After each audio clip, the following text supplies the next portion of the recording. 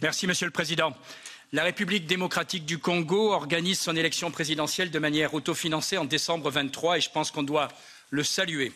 Malheureusement, comme cela a été le cas dans le passé, la population congolaise craint que l'instrumentalisation par le Rwanda des troubles au Kivu ne vienne perturber le cycle électoral.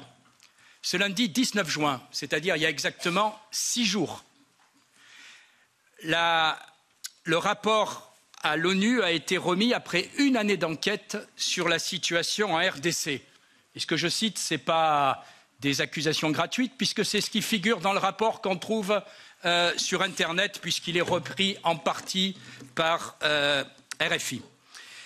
Il incrimine directement le Rwanda dans le soutien à la milice criminelle, terrorisant la population par le M23. Cette ingérence déjà insupportable ajoute donc l'horreur des crimes au mépris pour le voisin congolais. Je cite ce rapport. Quant au retrait concédé sur le papier par le M23 au profit de la force est-africaine, le groupe d'experts note que de toute évidence, ces retraits n'ont été que de façade et les combattants sont soit toujours présents dans les zones concernées, soit redéployés.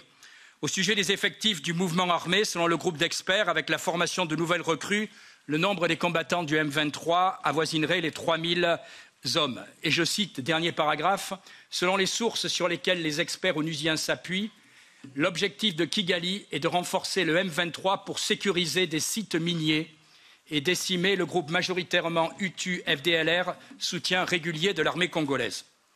Je ne suis pas un adepte des mécanismes de sanctions.